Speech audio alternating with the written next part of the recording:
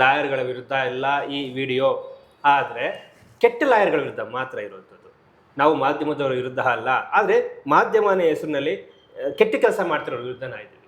ಡಾಕ್ಟರ್ಗಳ ವಿರುದ್ಧ ನಾವಿಲ್ಲ. ಡಾಕ್ಟರ್ಗಳು ವೈದ್ಯೋ ನಾರಾಯಣೋ ಹರಿ ಅಂತ ಹೇಳ್ತಾರೆ, ಆದರೆ ಅದೇ ನಾರಾಯಣ ಅಂತ ಅನ್ಸ್ಕೊಂತಾರೆ ಡಾಕ್ಟ್ರುಗಳೇ. ಬಾಡಿಗಳನ್ನ ಇಟ್ಕೊಂಡು, ಡೆಡ್ ಬಾಡಿ ಇಟ್ಕೊಂಡು ಮೋಸ ಮಾಡೋರ ವಿರುದ್ಧ ಮಾತ್ರ ನಾನು ಇದ್ದೀವಿ. ಯಾವುದೇ ಪೊಲೀಸರ ವಿರುದ್ಧ ನಾವಿಲ್ಲ. ಕಾಕಿ ಹಾಕೊಂಡು ಕೂಡ ಮನುಷ್ಯತ್ವ ಇರೋಂಥ ತಮ್ಮ ಸ್ವಂತ ದುಡ್ಡಲ್ಲಿ ತರಕಾರಿನ ಮನೆಗೆ ತೊಗೊಂಡು ಹೋಗ್ತಾರೆ, ಸ್ವಂತ ದುಡ್ಡಲ್ಲಿ ಮಟನ್ ಚಿಕನ್ ಮನೆಗೆ ತೊಗೊಂಡು ಹೋಗ್ತಾರೆ, ಸ್ವಂತ ದುಡ್ಡು ಇನ್ನೂ ಕೂಡ ಅವ್ರಿಗೆ ಸಾಲುಗಳಲ್ಲಿ ಇರುತ್ತಲ್ಲ, ಅವ್ರಗಳಿಗೆ ನಾನು ಈ ವಿಡಿಯೋ ಇಲ್ಲ. ಕಾಕಿ ಬಟ್ಟೆ ಹಾಕೊಂಡು ರಾಕ್ಷಸತನ ಮೆರಿತಿರೋಂಥ ಅವರ ವಿರುದ್ಧ ಮಾತ್ರ ನಾವಿದ್ದೀವಿ ಅಷ್ಟೇ. ಸೊ ಹಾಗೆ ಯಾರೇ ಆಗಿರಲಿ, ಎಲ್ಲದಕ್ಕೂ ಕಾರಣ ಓಟ್ ಹಾಕೋರು ಮಾತ್ರ 2,000 ರೂಪಾಯಿ, 1,000 ರೂಪಾಯಿ, 500 ರೂಪಾಯಿಂದ ಫೋನ್ ಮಾಡಿ ಇಸ್ಕೊತಿರಲ್ಲ, ಇವೆಲ್ಲನೂ ಕೂಡ ನೀವು ಕೇಳಬೇಕು. ಹಾಸ್ಪಿಟ್ಲಲ್ಲೇ ಫ್ರೀ ಟ್ರೀಟ್ಮೆಂಟ್ ಕೇಳಬೇಕು. ನಾನು ಕಟ್ಟುವಂಥ ಟ್ಯಾಕ್ಸ್ ಹಣ ಹಾಸ್ಪಿಟ್ಲ್ಗಳಲ್ಲಿ ಫ್ರೀಯಾಗಿ ಯಾಕೆ ಸಿಗ್ತಾ ಇಲ್ಲ ಅಂದರೆ ಪ್ರೈವೇಟ್ ಹಾಸ್ಪಿಟ್ಲಲ್ಲಿ ಸಿಗ್ತಾ ಇದೆ ಅಂತ ನೋಡಿ. ಹಾಸ್ಪಿಟ್ಲ್ಗಳೆಲ್ಲ ರಾಜಕಾರಣಿಗಳದ್ದು, ಪೆಟ್ರೋಲ್ ಬಂಕ್ ಎಲ್ಲ ರಾಜಕಾರಣಿಗಳ ಎಲ್ಲ ಅವ್ರ ಫಾಲೋವರ್ಸ್ಗಳದ್ದು, ಬಾರ್ಗಳೆಲ್ಲ ರಾಜಕಾರಣಿಗಳು ಇಲ್ಲ ಅವ್ರ ಫಾಲೋವರ್ಸ್ತು, ಶಿಕ್ಷಣ ಸಂಸ್ಥೆಗಳೆಲ್ಲ ರಾಜಕಾರಣಿಗಳು ಅವ್ರ ಫಾಲೋವರ್ಸ್ತು. ನೀವೇನು ಮಾಡ್ತಿದ್ದೀರಪ್ಪ? ಮತ್ತೆ ಮತ್ತೆ ಅಲ್ಲಿಗೆ ದುಡ್ಡು ಕೊಡ್ತಿದ್ದೀರ. ಆದರೆ ನೀವು ಕೊಡೋ ದುಡ್ಡು ಗೌರ್ಮೆಂಟ್ ಹಾಸ್ಪಿಟ್ಲಿಗೆ, ಗೌರ್ಮೆಂಟ್ ಸ್ಕೂಲ್ ಕಾಲೇಜುಗಳಿಗೆ ಬೇಕಾಗಿತ್ತು. ಇಲ್ಲಿ ಕಟ್ಟೋ ದುಡ್ಡನ್ನ ನೀವು ಮತ್ತೆ ಮತ್ತೆ ಅಲ್ಲಿ ಕಟ್ತಾ ಇದ್ದೀರಾ. ನಿಮ್ಗೆ ಲಕ್ಷಾಂತರ ರೂಪಾಯಿ ಅಲ್ಲಿ ಲಾಸ್ ಆಗ್ತಿದೆ. ನಿಮ್ಗೆ ಲಾಸ್ ಮಾಡ್ತಿರೋದೇ ಅದೇ ರಾಜಕಾರಣಿಗಳು. ಮತ್ತೆ ಅವನ 2,000 ರೂಪಾಯಿ ಇಸ್ಕೊತೀರಿ, ಮತ್ತೆ ಪ್ರತಿ ವರ್ಷ ಅವ್ನ ಫೀಸ್ ಕಟ್ತಾ ಹೋಗ್ತೀರಿ. ಬದಲಾಗಬೇಕು, ಓಟ್ ಹಾಕೋರು ಬದಲಾಗಬೇಕು. ಅವನಿಗೆ ಜೈ ಅಂದ್ಕೊಂಡು. ಎನಿವೇಸ್, ರೈಟ್ ನ್ಯೂಸಲ್ಲಿ ನಾನು ಶ್ರೀ ಇಂಪಾರ್ಟೆಂಟ್ ವಿಡಿಯೋ ನೀವು ನೋಡಲೇಬೇಕಾಗಿರೋಂಥದ್ದು. ಆಕ್ಸಿಡೆಂಟ್ ಆದಾಗ ಪೊಲೀಸವರು ಮತ್ತು ಲಾಯರ್ಗಳು ಕೂಡ ಹೆಂಗೆಲ್ಲ ನಿಮಗೆ ಚೀಟ್ ಮಾಡ್ತಾರೆ ಅಂತ. ಆಕ್ಸಿಡೆಂಟ್ ಆದಾಗ, ಈಗ ವೆಹಿಕಲ್ ಆಕ್ಸಿಡೆಂಟ್ ಆದಾಗ ಆ ವೃತ್ತಿಯನ್ನ ಪ್ರಾಮಾಣಿಕವಾಗಿ ಮಾಡೋ ಅಂಥವ್ರು ಈ ಕೆಲಸಗಳನ್ನ ಮಾಡೋದಿಲ್ಲ. ಅಡ್ವೊಕೇಟ್ ಪೊಲೀಸವರು ಅಲ್ಲ, ಪೊಲೀಸ್ ಎರಡು ವೃತ್ತಿಲಿರುವಂಥ. ಒಂದು ಶವ ಇರ್ತದೆ, ಆಕ್ಸಿಡೆಂಟ್ ಆಗಿ ಒಂದು ಶವ ಬಿದ್ದಿರ್ತದೆ, ಒಂದು ಪ್ರಾಣ ಹೋಗಿರ್ತದೆ. ಆ ಶವದ ಹಿಂದೆ ಸಾಕಷ್ಟು ಕಣ್ಣೀರ್ನ ಸಂಬಂಧಿಕರು ಕಣ್ಣೀರು ಸುರಿಸ್ತಾ ಇರ್ತಾರೆ.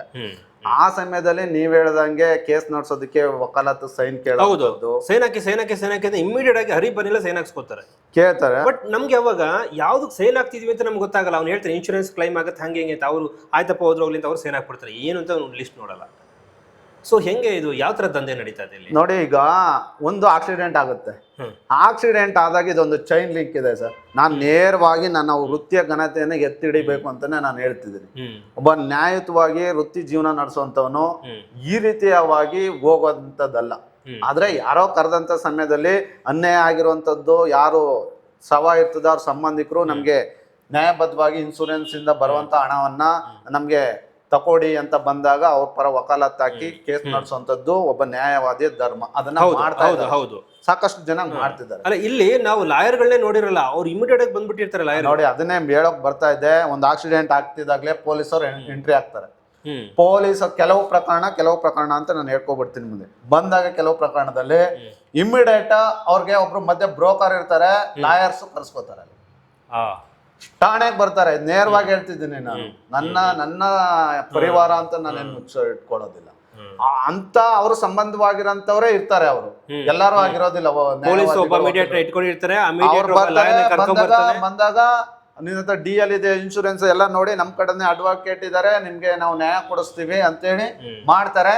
ಮಾಡ್ಬಿಟ್ಟು ಆ ಸಮಯದಲ್ಲಿ ನೀವ್ ಹೇಳ್ದಂಗೆ ವಕಾಲತ್ತು ಸೈನ್ ತಗೊಳ್ತಾರೆ. ಅದು ಮಾನವೀಯತೆ ಇಲ್ದೇನೆ ನಡ್ಕೊಳ್ಳುವಂತ ಪ್ರವೃತ್ತಿ ಎರಡು ಪೊಲೀಸ್ ಮತ್ತು ವಕೀಲ ವೃತ್ತಿ ಎರಡರಲ್ಲೂ ಅದ ರೀತಿ ನಡೆಯುವಂಥದ್ದು. ಯಾಕಂದ್ರೆ ಇನ್ಯಾರೋ ವಕೀಲರಿಗೆ ಅವ್ರು ಕೊಟ್ಬಿಡ್ತಾರೆ ಅಂತ ಅಲ್ಲಿ ಎಷ್ಟೋ ಗಲಾಟೆಗಳು ಆಗಿದೆ. ಶವ ಇದ್ದಾಗ ಅವ್ರ ಸಂಬಂಧಿಕರಿಗೆ ಇನ್ನೊಬ್ರು ಅಡ್ವೊಕೇಟ್ ಗೊತ್ತಿರ್ತದೆ, ಪೊಲೀಸ್ಗೆ ಇನ್ನೊಬ್ರು ಅಡ್ವೊಕೇಟ್ ಗೊತ್ತಿರ್ತದೆ, ಇನ್ನೊಂದಾಗಿರ್ತದೆ. ಆಸ್ಪತ್ರೆಯಲ್ಲಿ ಮರಣ ಹೊಂದಾಗ ಆಸ್ಪತ್ರೆ ಡಾಕ್ಟ್ರೇ ಹೇಳ್ತಾನೆ, ಕೆಲವೊಂದು ಡಾಕ್ಟರ್ಗಳೇ ನಮ್ಮ ಹತ್ರ ಲಾಯರ್ಸ್ ಗಳಿದ್ದಾರೆ, ಅವ್ರು ಹೇಳ್ತಾರೆ ನಿಮ್ದು ಕೇಸ್ ನಡೆಸ್ಕೊಡ್ತಾರೆ, ನಿಮ್ಗೆ ಸರ್ಕಾರದಿಂದ ಕಾಂಪನ್ಸೇಷನ್ ಕೊಡಿಸ್ತಾರೆ, ಇನ್ಶೂರೆನ್ಸ್ ಕಂಪ್ನಿಯಿಂದ ಕಾಂಪನ್ಸೇಷನ್ ಕೊಡಿಸ್ತಾರೆ ಅಂತ ಹೇಳ್ತಾರೆ. ನೋಡಿ, ದುಃಖದಲ್ಲಿ ಇರ್ತಾರೆ ಅವರು. ಶವ ಬಿದ್ದಿರ್ತದೆ, ಸತ್ತಿರ್ತಾನೆ, ಆಕ್ಸಿಡೆಂಟ್ ಆಗಿದೆ, ದುಃಖದಲ್ಲಿ ಬಿದ್ದಿರ್ತದೆ, ಅಥವಾ ನೀವ್ ಹೇಳಿದಾಗ ಸಾವು ನೋವಿನ ವಿರುದ್ಧ ಹೋರಾಟ ಮಾಡ್ತಿರ್ತಾನೆ, ಚಿಕಿತ್ಸೆಗೆ ಹಣ ಬೇಕಿರುತ್ತೆ. ಚಿಕಿತ್ಸೆಗೆ ನೀವ್ ಹೇಳ್ದಂಗೆ ಇವರೇ ಹಣ ಕೊಡ್ತಾರೆ.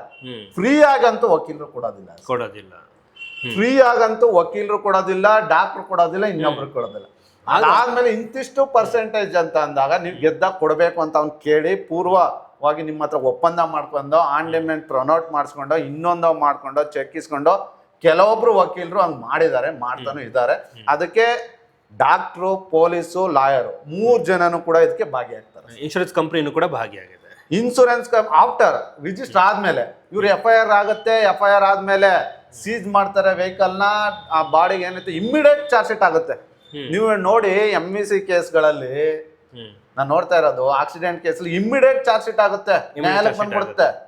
ಎಲ್ಲಾದ್ರೂ ಲಿಂಕ್ ಇರ್ತದೆ ಚಾರ್ಜ್ ಶೀಟ್. ನೋಡ್ರಿ, ಇದ್ರಲ್ಲಿ ನೇರವಾಗಿ ಹೇಳೋದಾದ್ರೆ ಪೊಲೀಸರ ಪಾಲು ಇರ್ತದೆ, ವಕೀಲರ ಪಾಲು ಇರ್ತದೆ, ಡಾಕ್ಟರ್ ಪಾಲು ಇರ್ತದೆ. ಸತ್ಯದಾನೆ ಅನ್ನೊಂದು ಮಾನವೀಯತೆ ತೋರಿಸ್ಬೇಕು. ಆ ರೀತಿಯಾಗಿ ವಕೀಲರಾದಂಥವ್ರು ಅವ್ರು ನ್ಯಾಯಯುತವಾಗಿ ನನ್ನ ಫೀಸ್ ತಗೊಂಡು ಕೇಸ್ ನಡೆಸಿ ಅವನು ಬರೋವಂಥದ್ರಲ್ಲಿ ನನ್ನಿಷ್ಟ ಫೀಸ್ ತಗೊಂಡು ನಡೆಸಬೇಕು ಅನ್ನೋದು ಇರ್ಬೇಕು. ವಕೀಲರು ಮಧ್ಯವರ್ತಿಗೆ ದುಡ್ಡು ಕೊಡುವಂಥದ್ದು, ಆ ಪೊಲೀಸ್ ಅವನು ಯಾವನ್ ರೆಫರ್ ಮಾಡ್ದ ಅವನು ದುಡ್ಡು ಕೊಡುವಂಥದ್ದು ಮಾಡ್ಕೊಂಡು ನಾವ್ಯಾಕೆ ವೃತ್ತಿ ಮಾಡ್ಬೇಕು? ಫಾರ್ ಎಕ್ಸಾಂಪಲ್ ನನಗಾಗಿದ್ದೆ ಏನು ಅಂತ ಹೇಳಿದ್ರೆ 2018ರಲ್ಲಿ ನಾನು ವಕೀಲ ವೃತ್ತಿಗೆ ನಾನು ಜಾಯ್ನ್ ಆದಾಗ ನನ್ನ ಸ್ನೇಹಿತನ ಭಾವನ್ಗೆ ಆಕ್ಸಿಡೆಂಟ್ ಆಗುತ್ತೆ. ಅದನ್ನ ನೋಡೋದಕ್ಕೆ ಹೋಗ್ತೀನಿ. ಆಗ ಹೋದಾಗ ಅಲ್ಲಿ ಚಿಕಿತ್ಸೆಗೆ ದುಡ್ಡು ಕೊಡ್ಬೇಕಾಗತ್ತೆ. ಆಗ ಅವ್ನು ನನ್ನ ಫ್ರೆಂಡ್ ಕೇಳ್ತಾನೆ, ನೀವು ಒಂದಿಷ್ಟು ಅಮೌಂಟ್ ಕೊಡು ಅಂತ. ನಾನು ಒಂದಷ್ಟು ಅಮೌಂಟ್ ಕೊಡ್ತೀನಿ. ಕೊಟ್ಟಂತ ಕಾಲದಲ್ಲಿ ಆಮೇಲೆ ಹಂಗೆ ಇರ್ತದೆ. ಆಮೇಲೆ ಕೇಸ್ ತಗೊಳ್ತಿರಲ್ಲ ಸರ್, ಕೇಸ್ ತಗೊಳ್ಳೋರೆ ದುಡ್ಡು ಕೊಡ್ತಾರೆ ಸರ್. ಅಯ್ಯೋ, ನೀವು ಇದನ್ನ ನಾನು ಕೇಳ್ತಾ ಇರೋದು, ನಿಮ್ ಫ್ರೆಂಡ್ ನಿಮ್ ಭಾವ ಅಂತ ಇಸ್ಕೊಂಡಲ್ಲ ಸರ್. ಈಗಿಲ್ಲ ಸರ್, ಆ ಕೋರ್ಟಲ್ಲಿ ತೀರ್ಮಾನ ಆಯ್ತಲ್ಲ ಆಮೇಲೆ ಕೊಡ್ತೀನಿ ಅಂತ ಇನ್ನೂ ಕೊಡ್ಲಿಲ್ಲ ನನಗೆ. ಆ ಪ್ರಕರಣ ನಾನೇ ತಗೊಂಡೆ. ಆ ಪ್ರಕರಣ ಇದ್ರ ವಿಚಾರದಲ್ಲಿ ನಾನು ತಗೊಂಡು ನನ್ಗೆ ಗೊತ್ತ, ಈ ವ್ಯವಸ್ಥೆನೇ ಆವಾಗ ಗೊತ್ತಾಗಿದ್ದು, ಓ ಹಿಂಗೂ ಮಾಡ್ತಾ ಇದಾರೆ ಅಂತ. ಆದ್ರಿಂದ ಇವರು 1,50,000 1,00,000ದವ್ರಿಗೆ ಹಣ ಕೊಟ್ಟು ಕೇಸ್ ತಗೊಳ್ಳೋಂಥದ್ದು ಏನೂ ಇಲ್ಲ. ಇವರೇ ಹಣ ಕೊಟ್ಟು ಕೇಸ್ ತಗೋತಾ ಇದಾರೆ. ಹೌದು, ಕೆಲವೊಂದು ವಕೀಲರು ಹಂಗ ಆಗ್ತಾ ಇದಾರೆ. ಕೆಲವೊಂದು ಪ್ರಕರಣದ ಇದನ್ನ ನಾನು ಮುಚ್ಚುಮರೆ ಇಲ್ದೇನೆ ಹೇಳ್ತೀನಿ, ಇದು ಆಗ್ತಾ ಇದೆ. ಆದ್ರೆ ಎಲ್ಲಾ ವಕೀಲರು ಆತರ ನಡೆಸೋದಿಲ್ಲ. ಕೆಲವೊಂದು ವಕೀಲರು ಇದನ್ನ ನಡೆಸ್ತಾ ಇದಾರೆ. ನನ್ಗಂತೂ ಫ್ರೀ ಆಗಿ ಮಾಡ್ಕೊಡ್ತಾರಪ್ಪ ನಮ್ಮ ವಕೀಲರು. ನೀವೆಲ್ಲ ಇದ್ರಲ್ಲ, ನಾನು ನೀವುಗಳೇ ಸ್ಟ್ರೆಂತ್ ನನಗೆ ಇರ್ಲಿ. ಆದ್ರೆ ಕೆಲವೊಂದು ವಕೀಲರು ಹಂಗ್ ಮಾಡ್ತಿರೋದು ನಿಜ, ಅದನ್ನ ಸತ್ಯ ನಾನು ಒಪ್ಕೊಳ್ಳೇಬೇಕು. ಪೊಲೀಸ್ ಠಾಣೆಗೆ ವಕೀಲರು ಹೋಗ್ತಾರೆ. ಆಕ್ಚುಲಿ ಪೊಲೀಸ್ ಠಾಣೆಗೆ ಹೋಗಿ ಕೇಸ್ನ್ಯಾಗ ತಗೋಬೇಕು ವಕೀಲರು ನಾವು. ಕರೆಕ್ಟ್. ನಮ್ಮನ್ನ ಸಂತ್ರಸ್ತ ನೀವೇ ದುಡ್ಡು ಕೊಟ್ಬಿಟ್ಟು ಅವ್ರಿಗೆ ನೀವೇ ಕೇಸ್ ತಗೊಳ್ಳೋಂಥದ್ದು ಏನಿದೆ ವೃತ್ತಿಯಲ್ಲಿ ಆ ವಿಚಾರದಲ್ಲಿ ಮಾತಾಡೋದಕ್ಕೆ ನನ್ಗೊಂದ್ಸಲ ಅಸಹ್ಯ ಆಗೋಗುತ್ತೆ ಒಂದೊಂದ್ಸತಿ. ನ್ಯಾಯವಾದಿಗಳು ನ್ಯಾಯಪರ ನಿಲ್ಬೇಕು, ವೃತ್ತಿ ತೃಪ್ತಿಯನ್ನ ಇರಬೇಕು, ವೃತ್ತಿ ಘನತೆಯನ್ನ ಎತ್ತಿ ಹಿಡಿಯಬೇಕು. ಆದ್ರೆ ನಾವು ನೋಡಿ, ಪೊಲೀಸ್ಗೆ ರೆಫರ್ ಮಾಡಿದ ಪೊಲೀಸ್ಗೆ 5,000 10,000, ಮಧ್ಯವರ್ತಿಗೆ 5,000 10,000, ಡಾಕ್ಟರ್ ಕೊಟ್ಟು ಇವರು ಇನ್ವೆಸ್ಟ್ ಮಾಡಿ ನೀವೇ ಟ್ರೀಟ್ಮೆಂಟ್ಗೆ ಇವರೇ ದುಡ್ಡು ಮಾಡಿದ್ಮೇಲೆ 20 ಲಕ್ಷ 15 ಲಕ್ಷ ಬಂದ್ಮೇಲೆ ಆಗ ಗೊತ್ತಾಗೋದು, ಅಯ್ಯೋ ಆವತ್ತು ನನ್ಗೆ ದುಡ್ಡು ಕೊಟ್ರು. ಇಮ್ಮಿಡಿಯೇಟ್ ಅಲ್ಲಿ ನಮ್ಮ ಆಡು ಭಾಷೆಯಲ್ಲಿ ಇಮ್ಮಿಡಿಯೇಟ್ ಅಲ್ಲಿ ಅವರು ಪೊಲೀಸ್ ಅವರು FIR ಮಾಡಿ ನಮ್ಗೆ ಬಾಡಿ ಕೊಟ್ಬಿಟ್ರು. ಅವ್ರು ಬಂದು ಲಾಯರ್ ಬಂದು ಬೇಗ ಬಾಡಿ ಇಸ್ಕೊಟ್ಬಿಟ್ರಪ್ಪ. ಇನ್ಸ್ಪೆಕ್ಟರ್ಗೆ ಎರಡೇ ಮಾತಾಡಿದ್ರು, ಇಸ್ಕೊಟ್ಬಿಟ್ರು. ಇನ್ಸ್ಪೆಕ್ಟರ್ ಆಯ್ತು ಅಂತೇಳಿ ವಕೀಲರು ತುಂಬಾ ಪರಿಚಯ ಇದಾರೆ, ನಿಮ್ಗೆ ಸಹಾಯ ಮಾಡ್ತಾರೆ ಅಂತ ವಕೀಲರನ್ನ ಪರಿಚಯ ಮಾಡ್ಕೊಟ್ರು ಇನ್ಸ್ಪೆಕ್ಟ್ರು. ಆ ವಕೀಲರು ನನ್ಗೆ 70,000 80,000 1 ಲಕ್ಷ ದುಡ್ಡು ಕೊಟ್ರು. ನನ್ಗೆ ದಪಾನ್ ಮಾಡೋದಕ್ಕೆ ಅವಕಾಶ ಆಯ್ತು. ಎಂತ ವಕೀಲರು ಸಿಕ್ಕರು, ಎಂತ ಇದು ಸಿಕ್ಕಿದ್ರು ಅಂತ ಎಲ್ಲಿವರೆಗೆ ಗೊತ್ತಾಯ್ತು ನನ್ಗೆ. ಹಣ ಇವನು ಬರ್ತದಲ್ಲ ನ್ಯಾಯಾಲಯದಲ್ಲಿ ಬಂದಾಗ ಅವ್ನು ಕೇಳ್ತಾನೆ, ಆಗ ಪರ್ಸೆಂಟೇಜ್ ಲೆಕ್ಕದಲ್ಲಿ ಹಣ ಕೇಳ್ತಾನೆ. 10 ಲಕ್ಷಕ್ಕೆ ಎಷ್ಟು ಕೇಳ್ಬೇಕು? 20%, 15%, 30% ಹಣ ಇಟ್ಕೊಳ್ತಾನೆ. ಕೊಟ್ಟಿರೋ ಹಣಕ್ಕೆ ಬಡ್ಡಿ ಕೇಳ್ತಾನೆ.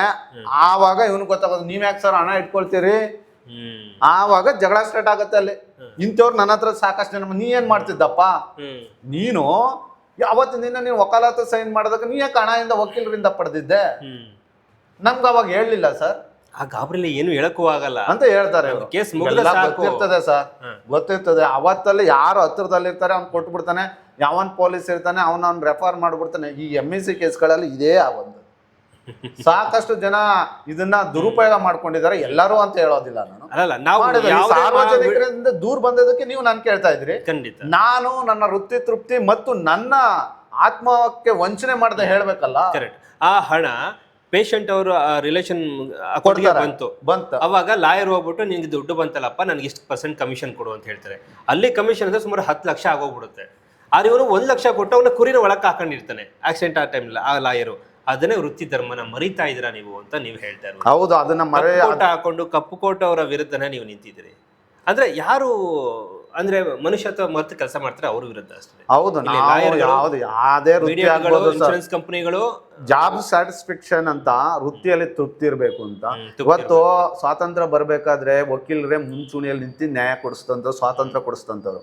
ಇವತ್ತು ಅನ್ಯಾಯಕ್ಕೆ ಮುಂದೆ ನಿಂತು ವಕೀಲರೇ ಮಾಡ್ತಾರೆ. ಆದ್ರೆ ಇಂಥ ವಕೀಲರು ಪ್ರಾಮಾಣಿಕವಾಗಿ ಕೆಲಸ ಮಾಡುವಂತ ವಕೀಲರ ಒಂದು ಘನತೆಗೆ ಕಪ್ಪು ಚುಕ್ಕೆ ತರುವಂತ ವಕೀಲರು ಈ ವೃತ್ತಿಯನ್ನ ಮಾಡಂತ ನಾನಂತೂ ವಿರೋಧಿಸ್ತೀನಿ.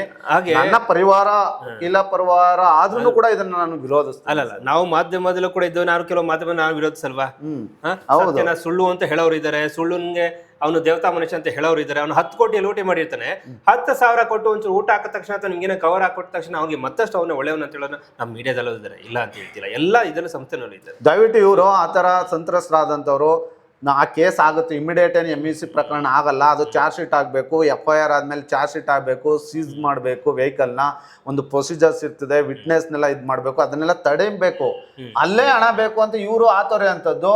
ಇಮಿಡಿಯೇಟ್ ಅವತ್ತೇ ವಕಾಲತ್ಗೆ ಯಾಕೆ ಹಾಕ್ಬೇಕು, ಅವತ್ತೇನು ಕೇಸ್ಗೆ ಹೋಗಲ್ಲ, ಆ ಕೇಸು ಚಾರ್ಜ್ ಶೀಟ್ ಆಗಿ ನ್ಯಾಯಾಲಯಕ್ಕೆ ಬಂದ್ಮೇಲೆ ಹೋಗುತ್ತೆ. ಆಮೇಲೆ ಒಬ್ರು ನ್ಯಾಯವಾದಿನ ಕಟ್ಕೊಂಡು ಸರ್ ಇಂಥ ಕೇಸ್ ಇದೆ ಕಟ್ಕೊಡಿ, ಅವ್ರಿಗೆ ನ್ಯಾಯಯುತವಾಗಿ ಕೊಡೋ ಫೀಸನ್ನ ಕೊಟ್ಟು ಸಾಕಷ್ಟು ಉಳಿತದೆ, ಲಕ್ಷಾಂತರ ರೂಪಾಯಿ ಉಳಿತದೆ ಸರ್. ಅವತ್ತಿನ ದಿನದ ಕೂಳುಗೆ ವರ್ಷದ ಕೂಳು ಬಿಟ್ರು ಅಂತ ಹೇಳಿ ನಮ್ಮ ಹಳ್ಳಿ ಕಡೆ ಗಾದಿದೆ.